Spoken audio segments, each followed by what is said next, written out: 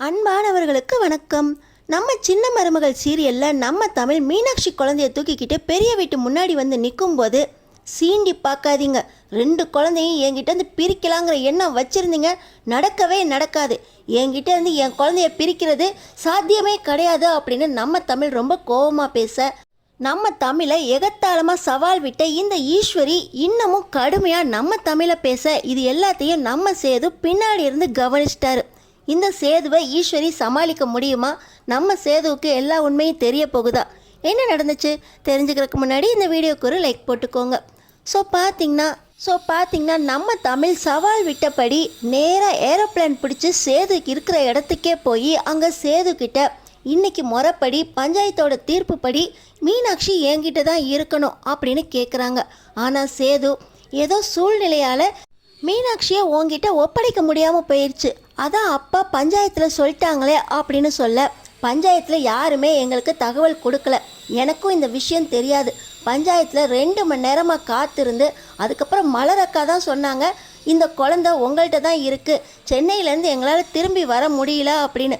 அதனால தான் எனக்கு சேர வேண்டிய குழந்தை மீனாட்சியை வாங்கிட்டு போகிறதுக்காக வந்தேன் அப்படின்னு நம்ம தமிழ் சேதுக்கிட்ட சொல்ல, உங்ககிட்ட அழகர் இருப்பானே, இதுக்காக அங்கேருந்து வந்திருக்கியா, உனக்கு எவ்வளவு திமிருடி அப்படின்னு நம்ம சேது கேட்குறாரு. என்கிட்ட அழகரும் இப்போ இல்லை, உங்கள் பெரிய வீட்டுக்காரங்க என்கிட்ட இருக்க அழகர் உங்கள் வீட்டுக்காரங்களுக்கு இன்றைக்கி இருக்கணும்னு சொல்லி தூக்கிட்டு போயிட்டாங்க அப்படின்னு சொல்கிறாங்க. உடனே நம்ம சேது, அப்பன்னா நானே வந்து பஞ்சாயத்தில் வாங்கிக்கணும்னு தானே முறை, அது இல்லாமல் யார் பெரிய வீட்டுக்காரங்க, என் கையில் தானே பிள்ளைய ஒப்படைக்கணும், அவங்க எப்படி உரிமையாக அழகரை தூக்கிட்டு போகலாம் அப்படின்னு கேட்குறாங்க. அதெல்லாம் எனக்கு தெரியாது, என் கையில் அழகரும் இல்லை மீனாட்சியும் இல்லை, பஞ்சாயத்தோட தீர்ப்புப்படி எனக்கு ஒரு குழந்தை இருக்கணும், மீனாட்சி என்கிட்ட இருக்க வேண்டிய முறை தானே, நான் என் மீனாட்சியை வாங்கிக்கிறேன், உங்கள் பெரிய வீட்டுக்காரங்க உங்கள் வீட்டில் தான் உங்கள் அழகர் இருக்கார், நீங்கள் போய் அங்கே போய் வாங்கிக்கோங்க அப்படின்னு நம்ம தமிழ் சொல்கிறாங்க. நில்லுடி, என்கிட்ட ஒரு குழந்தையும் இல்லை, என்னை ஏமாற்றி என் பிள்ளைய என்கிட்டேருந்து பிரிக்க பார்க்குறியா அப்படின்னு நம்ம சேது கேட்க, அதெல்லாம் உங்கள் பாடு, உங்கள் வீட்டுக்காரங்க பாடு, என்ன தெரிஞ்சிச்சு என்ன தெரியணும் அப்படின்னு உங்கள் வீட்டுக்கு ஃபோன் போட்டு கேட்டுக்கோங்க அப்படின்னு நம்ம தமிழ் சொல்லிவிட்டு மறுபடியும் ஏரோப்ளேன் பிடிச்சி அவங்க நேராக பெரிய வீட்டுக்கு மீனாட்சியோட வந்து நிற்கிறாங்க. நம்ம தமிழ் மீனாட்சியோட அந்த பெரிய வீட்டுக்காரங்க கேட்டை எட்டி மிதிக்கிறாங்க. நம்ம தமிழ் கொடுத்த குரலுக்கு உள்ளே இருக்கிற மோகனாலேருந்து சாவித்ரி, ஈஸ்வரி, தாமரை, சித்ரா அப்படின்னு எல்லாருமே வேகமாக வராங்க. என்ன சொன்னீங்க, என் குழந்தைய என்கிட்டேருந்து பிரிக்க போகிறேன், 2 நாள் என் பிள்ளைங்க இல்லாமல் நான் தனியாக தான் தவிக்க போகிறேன்னு சொன்னீங்கல்ல, என்னையும் என் குழந்தையும் பிரிக்கிறது யாராலையுமே முடியாத காரியம், சீண்டி பார்க்கணுன்னு நினச்சிங்கன்னா அவ்வளோதான், நடக்கிறதே வேற அப்படின்னு நம்ம தமிழ் சொல்கிறாங்க. என்னடி அதுக்குள்ளே பிள்ளைய தூக்கிட்டு வந்த தைரியமா, எப்படி இருந்தாலும் அழகர் இங்கே தானே இருக்கணும், அதுக்காக தாண்டி தூக்கிட்டு வந்தேன், பஞ்சாயத்து தீர்ப்பு காரணம் காட்டி தானே என் பிள்ளைய 2ஆக பிரித்து ஒரு பிள்ளைய நீங்களும் ஒரு பிள்ளை நான் வச்சுக்கணும்னு பேசுகிறீங்க, 2 பிள்ளையுமே உங்களுக்கு கிடைக்காத மாதிரி நான் பண்ணுறேன், கோர்ட்டோட ஆர்டர் படி 2 பிள்ளைங்களுக்கும் விவரம் தெரிகிற வரைக்கும் பெத்த தாய்கிட்ட தான் இருக்கணும், சட்டம் தெரியுமா உங்களுக்கு, நான் போலீஸ் ஸ்டேஷன் வரைக்கும் போவேன், 2 பிள்ளைங்களையும் நான் தான் இனிமேல் வச்சுருப்பேன், பெத்த பிள்ளைங்கள பிரிக்காதீங்கன்னு எவ்வளவோ சொல்லியும் கேட்காம பஞ்சாயத்துக்காரங்க தான் அப்பங்கிட்ட ஒரு பிள்ளை இருக்கட்டும்னு சொன்னாங்க, என் பிள்ளைகளுக்கு அப்பா பாசமும் கிடைக்கட்டுங்கிறதுக்காக தான் பஞ்சாயத்தோட தீர்ப்பை மதித்து மீனாட்சி திங்கக்கிழமையிலேருந்து வெள்ளிக்கிழமை வரைக்கும் என்கிட்டையும் இருக்கட்டும், மிச்சம் 2 நாள் உங்ககிட்டையும் அழகர் என்கிட்ட 2 நாள் இருக்கட்டும் அப்படின்னு மதித்து ஒத்துக்கிட்டேன். ஆனால் எப்போ 2 பிள்ளையுமே என்கிட்டேருந்து பிரிக்கணும்னு நினச்சிங்களோ இதுக்கு மேலே என்னால் சும்மா இருக்க முடியாது, நான் என்ன பண்ணுறேன்னு இதுக்கு மேலே பார்ப்பீங்க, இப்போயும் என் பிள்ளை என் கைக்கு கிடச்சிருச்சு, இதுக்கு மேலே இந்த தமிழ்ச்செல்வி எப்படின்னு புரிஞ்சுக்குவீங்க, இனி இந்த 2 குழந்தையும் பிரிஞ்சு இருக்கிறதுக்கு இந்த தமிழ்ச்செல்வி ஒத்துக்கவே மாட்டா அப்படின்னு நம்ம தமிழ் பேசிக்கிட்டு இருக்காங்க. எல்லாருமே பதறி போய், என்ன தமிழ்ச்செல்வி எதுக்கு உனக்கு இவ்வளவு கோவம், நாங்கள் சொல்ல கேட்காம ஈஸ்வரி தூக்கிட்டு வந்துட்டா அப்படின்னு பதறிக்கிட்டு இருக்கும்போது, இன்னொரு பக்கம் இந்த ஈஸ்வரி மனசுக்குள்ளேயே இது நடக்கணும் தாண்டி பிளான் பண்ணேன், இந்த குழந்தைய காரணம் காட்டி இந்த ஐஸ்வர்யா கூட சேது ஒட்டாமலே இருக்கான், நெருங்கியே வரமாட்டான், 2 குழந்தையும் தனக்கு இல்லைங்கிறப்ப கொஞ்ச நாள் அமைதியாக அழுதுகிட்டு கிடப்பான், அப்புறம் ஐஸ்வர்யா கூட ஒன்று சேர்ந்து தானே ஆகணும், இந்த 2 பிள்ளையும் நீ பிரிக்கணும், உன் கூடயே வச்சுக்கிட்டா தானே சேது ஐஸ்வர்யா ஒன்று சேருவான், என் திட்டம் பழிச்சிருச்சு பாத்தியா அப்படின்னு மனசுக்குள்ளேயே சிரிச்சுக்கிறாங்க. இன்னொரு பக்கம் பார்த்தீங்கன்னா நம்ம தமிழ் 2 பிள்ளையும் என்கிட்ட கிடைக்கிற வரைக்கும் இந்த தமிழ் சும்மா இருக்க மாட்டா அப்படின்னு சவால் விட்டுட்டு கிளம்புற அந்த நேரமாக பார்த்து இந்த ஈஸ்வரி என்னடி பெரிய சவால் விட்டு அதில் ஜெயிச்சிட்டதா நினப்பா? 2 பிள்ளையும் உங்ககிட்ட நீ கோர்ட்டில் கேஸ் போட்டு வாங்கிப்பாரு, அப்புறம் யாருன்னு தெரியும்டி உனக்கு இந்த ஈஸ்வரி யார் அப்படின்னு நேரடியாக இவங்களும் சவால் விட, அந்த நேரத்தில் காருக்குள்ளேருந்து வேகமாக வெளியே இறங்கி வராரு சேது. ரொம்ப கோவமாக சேது இறங்கி வந்து, சின்னம்மா என்ன பேசிக்கிட்டு இருக்கீங்க? இவளை தூண்டி விட்டு 2 குழந்தையும் என்கிட்டேருந்து பிரிக்க பார்க்குறீங்களா? என்னோட ஆத்தா மீனாட்சியையும் என் புள்ள அழகரையும் என்கிட்டேருந்து பிரிக்கவே முடியாது.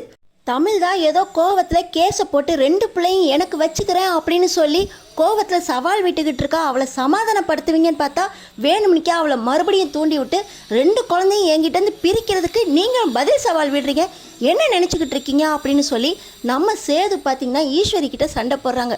சேது, ஒன்றும் இல்லைப்பா சேது, இவ என்னமோ பெரிய இவளாட்டம் என்கிட்ட அப்போ சவால் விட்டுட்டு போய் மீனாட்சியை எப்படியோ உங்ககிட்டேருந்து தூக்கிட்டு வந்துட்டா. உங்ககிட்ட நான் குழந்தை இல்லாமல் இருக்க விடுவேனா? அதுக்கு தான் இவள்கிட்ட மறுபடியும் சவால் விட்டு எங்ககிட்டேருந்து பிரிக்க முடியாதுன்னு சொன்னேன். நம்ம கெத்தை காட்ட வேண்டாமா அப்படின்னு ஈஸ்வரி சொல்கிறாங்க.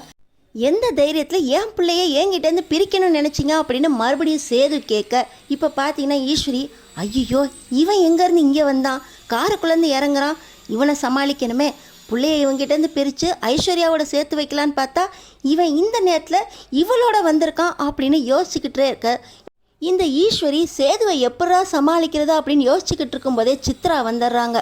சேது, நீ கவலைப்படாதப்பா, நம்ம அழகர் நம்ம வீட்டில் தான் இருக்கான் அப்படின்னு சொல்லி சித்ரா அழகரை தூக்கிட்டு வர, உங்களுக்கு தேவையில்லாத விஷயத்தில் தலையிட்டு என்னையும் என் பிள்ளைகளையும் என்கிட்டேருந்து பிரிக்கணும்னு பார்க்குறீங்களா அப்படின்னு மறுபடியும் சேது ரொம்ப கோபமாக பேச, என்னப்பா பெரிய குழந்தைங்க, உனக்கு தான் ஐஸ்வர்யா இருக்காளே, நினச்சினா அடுத்த வருஷமே உனக்கு 2 பிள்ளைங்க இல்லை 3 பிள்ளைங்களை பெற்று கொடுப்பா ஐஸ்வர்யா அப்படின்னு இந்த ஈஸ்வரி பேச, என்ன பேசுகிறீங்க சின்னம்மா?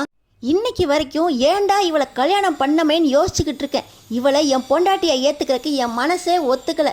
ஆனாலும் தொட்டு தாலி கட்டிட்டோமே அப்படின்னு தான் அவள் கூட இருந்துக்கிட்டு இருக்கேன். கேட்டு பாருங்க, அவள் கூட நானும் புருஷனும் பொண்டாட்டியுமா இன்னும் வாழவே இல்லை. எனக்கு இவ கூட வேண்டாம்.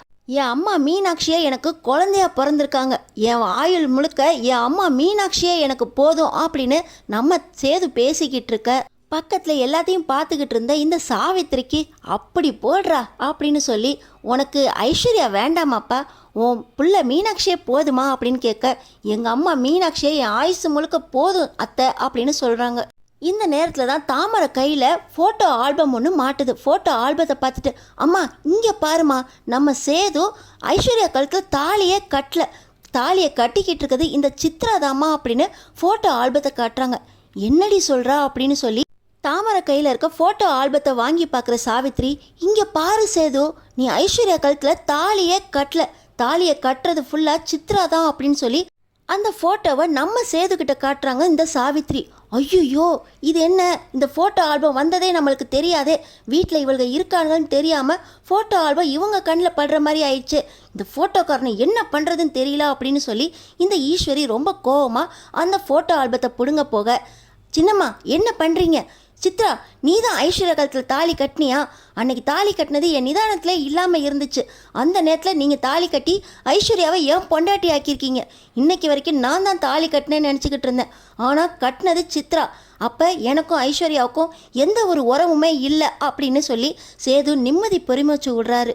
இப்போ இந்த ஈஸ்வரியும் சித்ராவும் ரொம்ப கோவமாக அந்த ஃபோட்டோ ஆல்பத்தை வாங்கி அந்த ஃபோட்டோவை கிழிக்க போக, சின்னம்மா ஃபோட்டோ ஆல்பத்தை கிழிச்சிட்டா இல்லாதது இருக்குன்னு ஆயிருமா, இருக்குங்கிறது இல்லாதுன்னு ஆயிருமா, இனிமேல் ஐஸ்வர்யாவுக்கும் எனக்கும் எந்த சம்மந்தமும் இல்லை, இப்போ தான் என் மனசு நிம்மதியாக இருக்குது, இனிமேல் என் குழந்தை மீனாட்சியோட நானும் என் மீனாட்சியும் சந்தோஷமாக இருப்போம் அப்படின்னு சேது நிம்மதி பொறுமூச்சு விட்டுட்டுருக்க, உங்ககிட்ட யார் இனிமேல் குழந்தைய விட போகிறா? இந்த தமிழ் கோர்ட்டில் கேஸை போட்டு 2 குழந்தைங்களும் இனிமேல் என்கிட்ட தான் இருக்கணும் அப்படின்னு ஆர்டரை வாங்கிட்டு வந்து என் பிள்ளைங்க 2ஓடையும் நான் என் வாழ்க்கையை வாழ போகிறேன், நீங்கள் ஐஸ்வர்யாவோடய வாழ்ந்துக்கோங்க அப்படின்னு சொல்லி நம்ம தமிழ் அங்கேருந்து கிளந்து போக, என் குழந்தைங்க எனக்கு வேணும்டி, எப்படி என் குழந்தைங்கள நீ என்கிட்டேருந்து பிரிக்கிறேன்னு நான் பார்க்குறேன் அப்படின்னு சொல்லி சேது நம்ம தமிழ்கிட்ட சவால் விட, அடுத்தடுத்து என்ன நடக்க போகுதுன்னு தெரிஞ்சுக்கிறதுக்கு நம்ம சேனலை சப்ஸ்கிரைப் பண்ணி தொடர்ந்து பாருங்கள்.